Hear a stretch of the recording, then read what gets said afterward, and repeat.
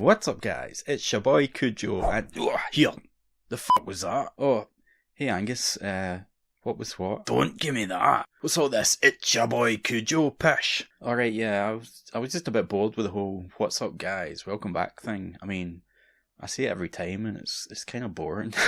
I'll stop you there, pal. You start going down that road, the next thing you know you'll be giving it, Hi sisters! know what I'm saying?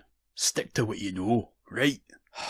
Fine. I said, alright. Right, Christ. Good lad. See you later. Right, anyway, this is the 4th episode of Kujo Critiques, a series where I offer constructive feedback on people's work. Today we'll be looking at this one sent in by my patron Groomy, something like that. I don't know how to pronounce it, I'm sorry. Ours Growmy. It's the awesome Ironheart bust from Big Child Creatives. I actually wouldn't mind painting this one myself, it's really cool. I like the simple red and green colour scheme that you've chosen to use. I'm a really big fan of limiting the colours on the palette, but personal preference aside, I think everything's well painted. However, there is a few changes that you could make to help enhance the overall impact of the piece. First thing we're going to look at is the sword. You have a really interesting mix of colours on the blade, but the placement of your highlights and shadows isn't ideal.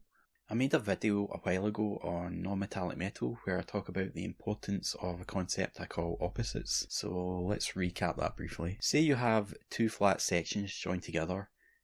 The highlight on one section should end where the shadow begins on the other. So if you imagine that the light is shining down from above here, the highlight is going to form on the lower edge of that flat plane. However, if we place another plane against it, we can see that the highlight ends up directly opposite to the shadow on the adjoining surface. On a long thin section like this, which is a lot like your sword for example, you can make things a bit more interesting by utilising a concept I call the bounce. If you have the light shining down from above, we know that the highlight would gather at the furthest point from the light, so in this case the lower left corner. But in a long, thin section, it's better to imagine that the light is bouncing along the length, much like a stone skipping over water, creating a highlight or ripple each time it hits the surface. So if we go back to the sword now, you can see that what we have is essentially two long, thin planes joined together at a bit of an angle. If we apply the two concepts we just talked about, you should be able to see the problem here is that you have the shadow on both sides of the sword at the exact same point. An easy way to improve the effect that you've got here is to simply shift the shadow on one side a bit higher up so that the highlights and shadows are displaced along the length of the blade. If we do that now, you'll be able to see the difference. Yeah, so you can see that that looks a lot better already.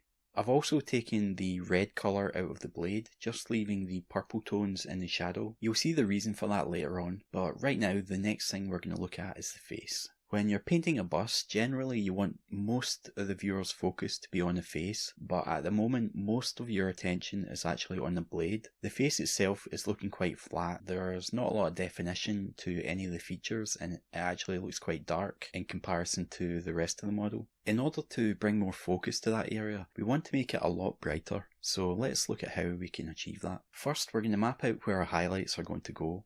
For that we'll use a slightly brighter skin tone than the one that's already there, and we'll lay that onto all the main areas that are going to catch the light. So the forehead, the cheekbones, the bridge of the nose, the upper lip, the chin and the little area here just where the side of the mouth meets the face. That part of the face is usually slightly brighter and is something that most people miss. You want to be careful that you don't overdo that or it's going to end up looking a bit. Alright, so then we'll do the same thing again, this time with a brighter skin tone. Once more, picking out the forehead, nose, cheekbones, upper lip and chin. You can see that this gives you way more definition to the features of the face. The problem that we have now is that the skin is starting to look a bit pasty and unnatural. So to fix that, we can first take a red tone. So let's use the one from the hair and we'll lightly glaze that over the cheeks and the side of the face. That gives a much more lively look to the skin. Next you can take some of that green tone from the cape and very lightly glaze it over the lower part of her jaw and chin. So this represents light bouncing off the cape and hitting the face from below. And this concept is called reflected light. Because it's thinner and a lot softer, female skin tends to be way more susceptible to that effect than male skin. So if the cape was a different colour, say purple, we could glaze over the chin with purple instead of green to get the same sort of effect. To continue, we'll use that red again and glaze over the lips in order to make them a bit more lifelike. So now that we've brightened up the face, the eyes are actually starting to look quite dark in comparison, so we'll just brighten them a little now. Yeah, that looks way better. And one final touch we can do is just glaze a bit more of that red just at the very base of the eyeballs, and that will make them less flat and also draw more of the viewer's attention to the face. If we pull back now and look at those changes in context, you should find that your eyes are being drawn to the face because that area is pretty bright and it also has quite a lot of red tones in it.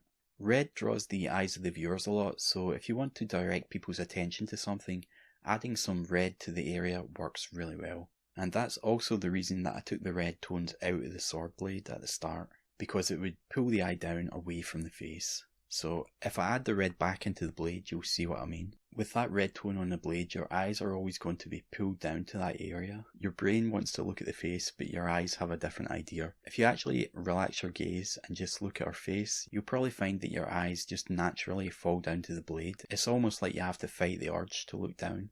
But if I take the red away again, you should be able to look at the face without feeling like your eyes are being pulled away from it. Alright, so just as a quick reminder, here's what we started with, and then here's how it looks after the changes. And I think I'll leave it there. I don't think it would be all that helpful to nitpick every tiny little detail. I think pointing out some fundamental things that you've overlooked is going to be way more beneficial than going over all the minute little changes that you could do. Alright guys, so I hope you found this helpful. I'll try and do some more of these soon. They're just a bit time consuming with all the photoshopping that I need to do for them. And I'd just like to say thank you once again for all your support. Take care guys. Bye for now.